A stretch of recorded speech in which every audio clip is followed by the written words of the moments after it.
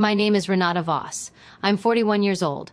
Last Tuesday, I sat in a room on the third floor of Cedarfield Hospice on Mallory Street in Baton Rouge and held the hand of a man who was dying. His name was on my intake chart.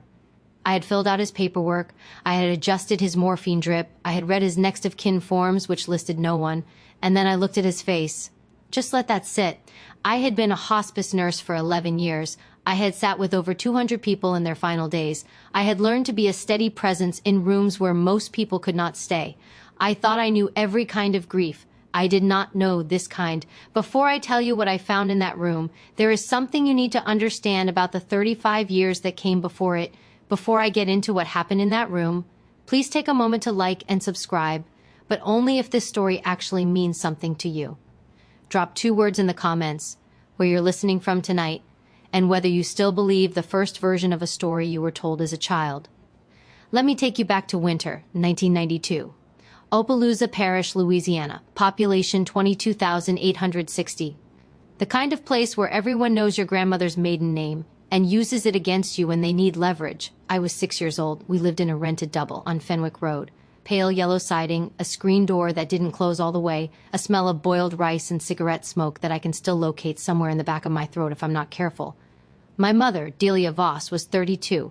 She was beautiful in the way that made people forgive her things they shouldn't have. She had long dark hair, a laugh that arrived before the joke did, and a talent for revision. She was very, very good at telling stories. The story she told me about my father was this. His name was Thomas. He had left when I was 3 months old. He hadn't wanted a baby. He hadn't wanted her. He had packed a duffel bag on a Sunday morning. She was very specific about the day, always a Sunday. And he had walked out the front door while I was in my swing, and he had never looked back, never called, never sent $1, never tried to find out whether I was alive. He chose nothing over you, she told me once. I was 7. We were eating cereal at the kitchen table. She said it like a fact, like weather. I believed her. Why wouldn't I? She was my mother. She was the person who packed my lunch and braided my hair and sat up with me when I had fever. She had no reason to lie. I'll tell you now so you understand the full picture. She had every reason to lie. I just wouldn't learn that for 35 years. The family who surrounded us on Fenwick Road, my grandmother Cecile Voss, my mother's brother Carlton, his wife Paulette, their 3 kids, none of them spoke of Thomas either. Not once. Not at Christmas dinners, not at Easter, not at my birthday parties where the chairs were always slightly uneven and someone was always getting up to answer a phone that never seemed to stop ringing. I asked once. I was 9. Carlton looked at my grandmother. My grandmother looked at her hands. Paulette stood up and went into the kitchen. Their silence was its own kind of answer. I stopped asking. I grew up with a hole where a father was supposed to be. Not a dramatic, theatrical hole, just a quiet one. The kind that shows up in small places. When a school form asks for father's occupation and you leave it blank. When a father-daughter dance happens and you stay home. When boys in high school ask about your dad and you say he's not around, and watch their faces rearrange into a kind of casual pity that is somehow worse than cruelty. My mother performed the role of the abandoned woman with grace. She had friends who supported her. She had a church that admired her resilience. She had a narrative that cast her as someone who had survived a coward. And she had me. The proof of everything she'd been through. When I was 15, I found a photograph. It was in a shoebox on the top shelf of her closet. A white shoebox with a red Target sticker on the side, price tag still on it, $10.99. Inside were old letters, a pressed flower, a grocery receipt from 1988, and a photograph of a man. He was young, maybe 25. Tall, narrow through the shoulders, with dark eyes that sat deep, and a kind of careful stillness in his posture, like a person who had learned not to take up too much space. On the back of the photograph, in handwriting I didn't recognize, Thomas, Baton Rouge, March 1989. I brought the photograph to my mother. She looked at it for exactly 4 seconds. Then she put it back in the box, closed the lid, and placed it on the counter between us. "You don't need to be looking through my things," she said. Her voice was sweet, level. Not raised. "Is that him?" I asked. "That's nobody who stayed," she said. She picked the box up and walked back down the hall. I heard the closet door close. I heard her sit on the bed. I stood in the kitchen for a long time. That night I sat in my car, a 1997 Civic with a cracked rearview mirror, and I cried. Hard. Then I stopped. Then I drove to Paulette's house and knocked on the door. Carlton answered. He looked at me. He looked down at the front step. "You talked to your mama?" he said. "I'm talking to you," I said. He shook his head slowly. "Some things are between grown people, Renata." He closed the door quietly, not slammed. Quietly. That was the wound, not the sound of a door slamming, but the careful, practiced sound of one closing.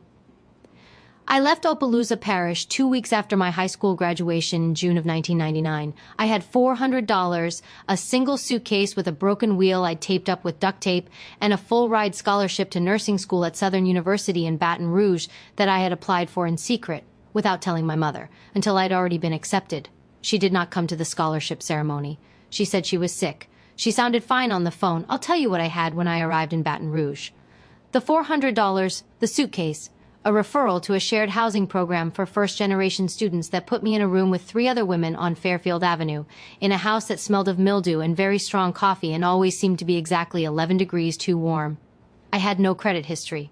No emergency contact listed on university forms. I left that field blank for 2 years straight. No birthday calls that first year, though I waited more than I'll admit. No one who knew my whole story, what I ate for the first semester, rice and canned black beans, eggs when I could afford them, the free food at the student center when there were events I wasn't invited to but attended anyway, standing at the edge of the room with a paper plate. The first person outside my family who treated me like a person was a woman named Dr. Harriet Osei. She ran the nursing program's foundation year lab on Tuesday and Thursday mornings.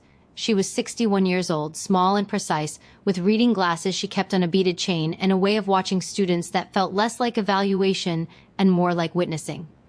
3 weeks into the semester, she pulled me aside after lab. "You check everything twice," she said. "Sorry," I said. "I'll speed up." "Don't," she said. "It's how the good ones grow up." Pause. I didn't know what she meant then. I would understand it later. What did no contact with home cost me in those years? No emergency contact form ever fully filled in. A background hum, permanent, low frequency, of knowing that somewhere in Opelousas Parish my mother was telling people a story about me that I couldn't hear and couldn't correct. The story probably involved ingratitude. The story probably involved abandonment, which was a word she knew how to use. There were moments I wavered. A Sunday in November of 2001, when I had a fever of 103 and no one to call, and I sat on the bathroom floor of the Fairfield house and thought, I could call her. She would come. I didn't call. Not because I was strong, because I already understood that the cost of that comfort was the rest of the story she would build around it. What silence gave me, one morning in the spring of 2002, a Tuesday, I woke up at 6:14 a.m. to my alarm. There was thin, yellow light through the curtain. The coffee maker in the kitchen was already running. I lay there for exactly 1 minute before I got up, and I realized that for the first time in as long as I could remember, I had not woken up already hearing her voice. Not her actual voice, the interior one. The one that had narrated my worth for 20 years. It was quiet. Just let that sit. If you're still here, hit that subscribe button, because this story is about to get a lot more complicated. There was no montage, just alarm clocks and textbooks and falling asleep on a library table at 11 p.m., with a highlighter still in my hand. I graduated nursing school in May 2003. I got my RN license in August of the same year. I spent 2 years in the oncology ward at Our Lady of the Lake Regional Medical Center, which was the kind of floor that either breaks you in the first 6 months or reshapes you into something quieter and more precise. It reshaped me. In 2005, I moved into palliative care. In 2010, I moved to hospice. People always ask why hospice. It was not a morbid choice, it was the opposite. Hospice is the last place where presence is the only medicine left. Everything else has been tried. Everything else has reached its limit. What remains is witness. I was good at witness. Dr. Osei had seen it in me in that Tuesday lab in 1999. I hadn't understood it then.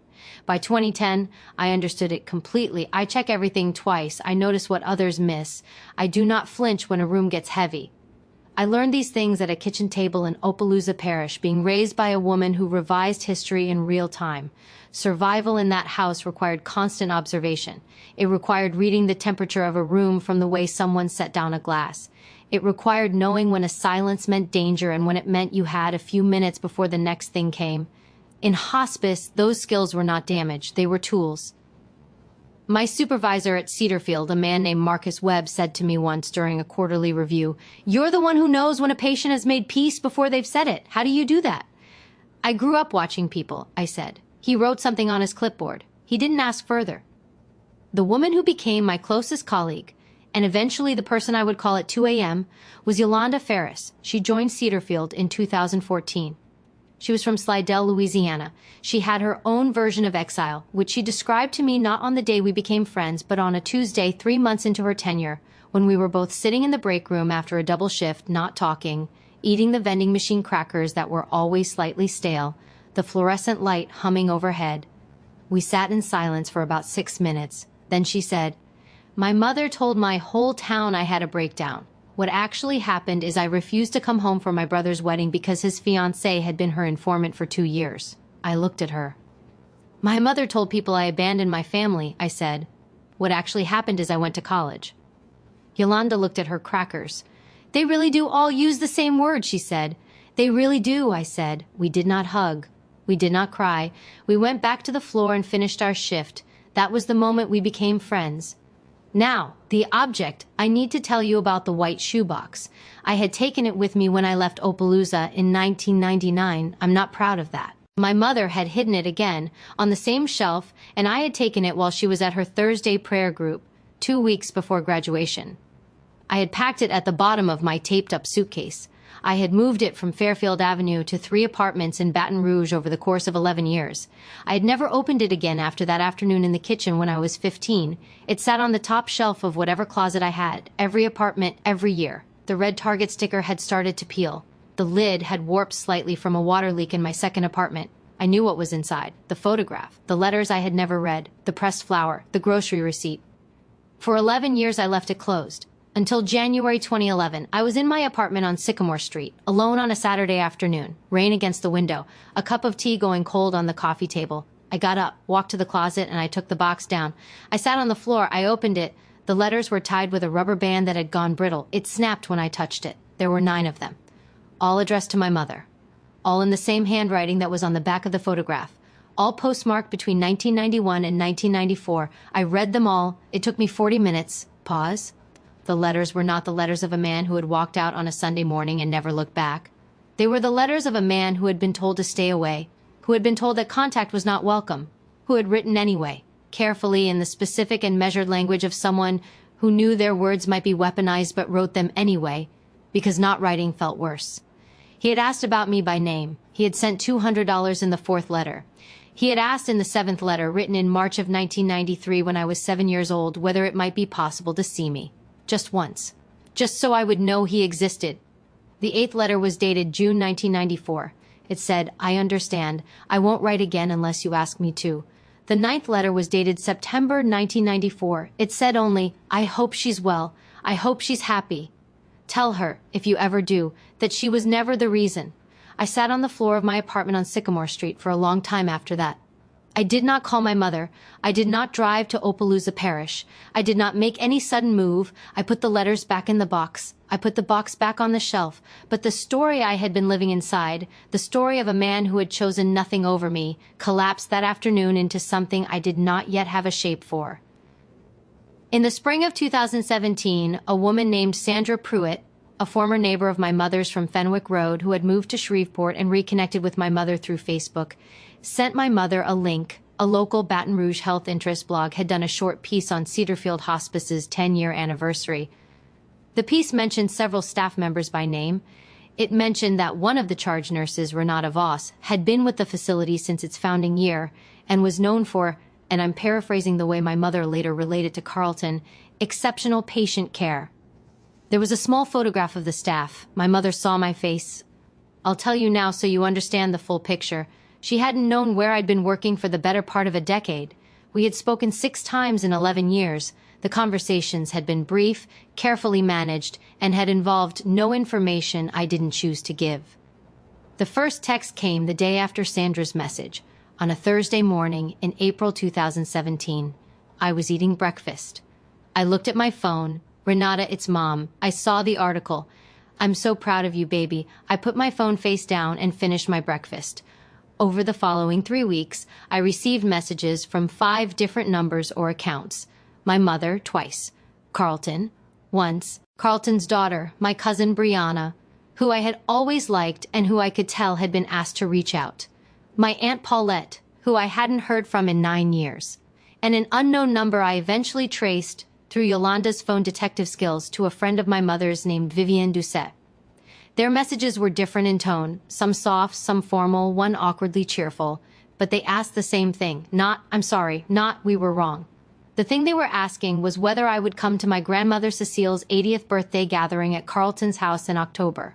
They wanted an audience. I listened to the voicemails, all 7 of them, across those 3 weeks, sitting in my car in the Cedarfield parking lot on a Sunday evening with the engine off and the windows fogging slightly. Yolanda had offered to sit with me. I had told her I needed to do it alone. I listened to all of them, then I did nothing. I let October come and go. No one sent a message after that. In September of 2024, Cedarfield Hospice received a new patient transfer from Baton Rouge General Medical Center, male, 62 years old, stage 4 pancreatic cancer, palliative care transition, estimated prognosis 4 to 8 weeks. No insurance beyond Medicaid, next of kin none listed, emergency contact none listed. Prior address a single-room occupancy facility on Terrebonne Street. The name on the intake form was Thomas Roy Guidry. I'll tell you exactly what I felt when I first saw that name on the board. Nothing, at first. It's a common enough name in Louisiana. I had had patients named Thomas before. I had had patients named Guidry before. I was assigned his room, room 14, 3rd floor, southeast corner. Because I was the charge nurse that week and we were short-staffed, I walked in at 8:04 a.m. with my clipboard and his chart. He was lying on his back, facing the window. The morning light was coming through the thin curtains. He had been there less than 18 hours. His vital signs were stable for his condition. He was awake. I introduced myself. "Good morning. I'm Renata Voss. I'm your charge nurse. I'm going to go over your care plan with you." He turned his face toward me, and my body knew before my mind did. I have no other way to say it. My hand holding the clipboard went still. My voice stopped mid-sentence. Something moved through my chest that was not a sound but should have been. The dark eyes, deep set. The narrow shoulders, the stillness of a man who had learned not to take up too much space. He was older. He was diminished by illness. The photograph had been taken in 1989. It was now 2024. But it was the same face. I finished my sentence. I don't remember what I said. My voice came out steady. I have trained it to be steady in difficult rooms, but I was somewhere else entirely, moving through the motions of my job, while some other part of me stood completely motionless. I completed the intake interview. I checked his chart. I updated his medication schedule. I asked him the standard questions: pain level, appetite, sleep quality. He answered in a low, careful voice. He did not recognize me. Why would he? He had last seen my face when I was 3 months old. I walked out of room 14. I walked to the supply closet at the end of the hall. I closed the door. I stood in the dark, among the clean folded linens and the smell of antiseptic, for exactly 4 minutes. Then I walked to Marcus Webb's office, and I told him I had a conflict of interest with a patient and needed to be reassigned. He looked at me. "You okay?" "No," I said, "but I will be. I just need to not be his primary nurse." He reassigned me, and then I did something that took more courage than leaving home at 18, more courage than reading those letters on the floor of my apartment on Sycamore Street. I asked Marcus if I could be reassigned back. "He has no one," I said. "His next of kin form is blank. He has 4 to 8 weeks, and there's no one coming." Marcus was quiet for a moment. "Is this about closure?" he said. "It's about witness," I said. He approved the reassignment. I went back to room 14. He was still facing the window. I pulled a chair to the side of his bed. I sat down. "Mr. Guidry," I said, "I need to tell you something that's going to be difficult to hear.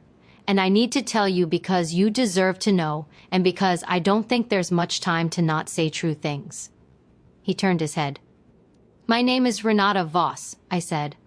"My mother was Delia Voss. I was born on March 4th, 1983, in Opelousas Parish." The room was very quiet. He looked at me for a long time. His face was doing something I had only seen a handful of times in my career, the unguarded collapse of something long held, something that had been braced for so long the bracing had become invisible.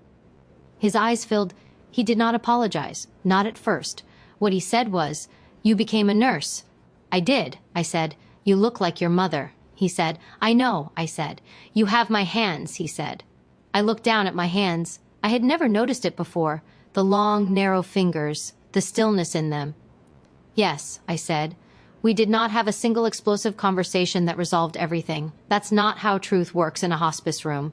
What we had were 17 days. I came to his room every morning. Sometimes I did his care work. Sometimes I just sat in the chair. He talked when he could. He rested when he couldn't. He told me what had happened. He told me about the letters, which he believed my mother had received.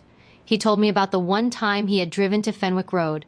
This was 1993, I was 7, and had sat outside in his truck for 2 hours before driving away, because he didn't want to disrupt what he had been told was a stable and happy life, and because my mother had told him, through Carlton, that showing up would mean lawyers. He had believed her. He had carried it for 31 years. Near the end of the second week, I told him about the letters. I told him I had read them. I told him what was in them. He closed his eyes. She kept them, he said. In a shoebox, I said, on the top shelf of her closet. He was quiet for a while. Why, he said, not accusingly, more like someone trying to solve an equation that doesn't have a clean answer. I don't know, I said honestly, but she kept them.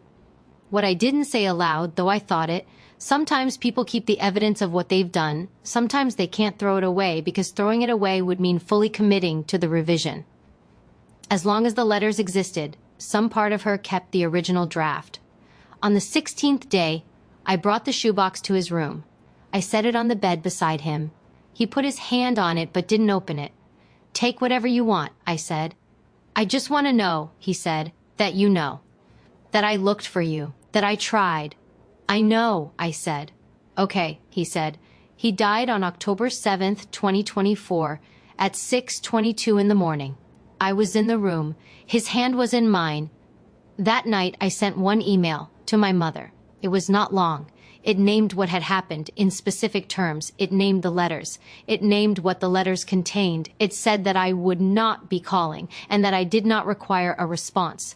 It said that if she ever wanted to tell me the true version of the story, not her version, not the revised version, the actual sequence of events as she knew them to have happened, I would listen to that once. I have not heard back. I did not post anything. I did not tell anyone outside Cedarfield what had happened. I told Yolanda. I told her everything on a Sunday afternoon at her kitchen table, over 2 cups of coffee that went cold while I talked. She listened without interrupting. When I finished, she was quiet for a moment. What are you going to do? She said. Nothing, I said. I'm going to do my job. What happened next, I had no hand in. My cousin Brianna, Carlton and Paulette's middle daughter, the one who had texted me in 2017, had been estranged from her parents for 2 years over an unrelated matter. She had been told growing up the same story about Thomas. She had believed it. When she found out through a mutual acquaintance in Baton Rouge who worked in healthcare administration and knew enough to connect the dots, she called Carlton.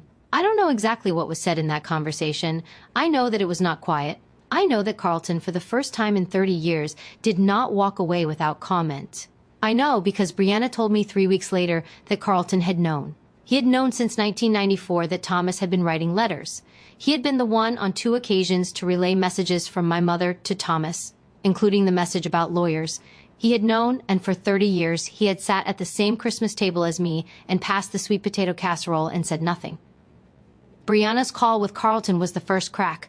After that, the community in Opelousas Parish, which is small and has a long memory, began its own quiet recalibration. The story that my mother had told for 30 years required the cooperation of people who had known the truth. Some of them had cooperated from fear, some from loyalty, some from the ordinary human habit of not wanting to be the one to light the match lit without me. My mother's role in the church ladies group, the one that had admired her resilience for 3 decades, became complicated. I don't know the details. I know the broad shape of it. She stepped back from her leadership position in November of 2024. My grandmother Cecile, who was by then 83 and in a memory care facility in Lafayette, had a moment of clarity in December reported by Brianna, during which she said to the nurse attending her, I should have said something. I should have told Renata. She did not say what. The lucid window closed before anyone could ask. Too late. Not worthless either. Carlton called me once, in December. He left a voicemail. He said he was sorry. He said he had been a coward. He said he understood if I never wanted to speak to him. I haven't called back. The door is not locked. It's just closed. For now, Thomas Roy Guidry died with no estate to speak of. No money, no property. What he left behind in the shoebox that I brought home after he died were 9 letters, a pressed yellow flower, and a photograph. In January 2025, I started a small fund through Cedarfield Hospice. It's called the Gidry Patient Companion Fund. Its purpose is specific. It provides a dedicated volunteer companion for any hospice patient who has no next of kin listed and no visitors during their final weeks. Not a paid grief counselor, not a social worker, a volunteer who comes and sits, who reads or doesn't read, who stays in the room so that the patient does not die alone in institutional silence. We have 11 volunteers as of this month. The fund is named for him because he spent 31 years carrying something he shouldn't have had to carry alone, and because at the end of it, in a room on the third floor of a building on Mallory Street, someone finally stayed. Last Thanksgiving, I had 4 people at my apartment on Decatur Street. Yolanda, her partner Dev, a colleague named Patrick Tran, who had been with Cedarfield for 3 years and who had, when I'd mentioned early on that I had no family plans for the holiday, simply said, "Come to mine or make yours. Either way, you're not sitting alone." I made mine. He came. He brought a bottle of wine that was $11. The plates I own are 3 different patterns because I bought them at a thrift store over the course of 4 years. We ate at 6 p.m. The table was a little crowded. Someone knocked over a water glass and we mopped it up and kept talking. Yolanda made her grandmother's recipe for dirty rice, which she did not have written down and cooked entirely by memory and instinct, and it was the best thing on the table by some distance. At one point I looked around that table, at the mismatched plates, the cheap wine, the faces of people who knew exactly which version of me was the real one, and I thought about a different table, Christmas, 1992, Fenwick Road, the chair slightly uneven, someone getting up to answer a phone. A small girl eating quietly, learning to take up as little space as possible, surrounded by people who knew things they would not say. I didn't say any of this out loud. I didn't need to. I passed the rice. If you're still listening, I want to say something directly to you. Some of you recognize this, not the specific details, not the shoebox, not the hospice, not the Louisiana November heat, but the structure of it. You recognize the story that was told about you before you were old enough to contest it. You recognize the table where certain truths were never spoken. You recognize the word they always used when you asked too many questions or left or refused to shrink. Difficult, ungrateful, too sensitive, cold. Those words are not descriptions of you. They are the sound of someone losing control of a story they never had the right to tell. The people who build their identity on the narrative of your absence cannot survive your presence. That's why they perform for audiences. That's why the voice is always sweet in public, always measured, always the voice of a person who has been through so much. The performance requires your silence. The moment you exist, visibly, fully, on your own terms, the performance becomes harder to maintain. This is not your problem to solve. Here's the core truth of what I lived. A person can love you and lie to you at the same time. Those two things can coexist for decades. Understanding that is not absolution, it is not closure, it is simply the most accurate description of what happened. And the second truth, which took me longer, the life you build in the wreckage of the story they told is yours. Entirely yours. No one gets credit for that. Not the person who forced you out. Not the person who hurt you into becoming precise and careful and good at staying in hard rooms. Not the church community that admired your mother's suffering. You built it in alarm clocks and spreadsheets and nights when no one was watching. That's what it was. I want to leave you with one question. If someone from your past, someone you'd walked away from or who had walked away from you, sent you a message tomorrow after years of silence, what do you think the message would say? Help me, or I'm sorry. Drop it in the comments. I read every single one. I want to know what you think they'd actually say, not what you wish they would. If this story reached you, and I mean actually reached you, not just passed through you, hit subscribe. I have more of these. Every one of them true. Every one of them about what happens when you stop letting other people narrate your life. Thank you for being here tonight, for listening all the way to the end. That's not nothing. I'll see you in the next one.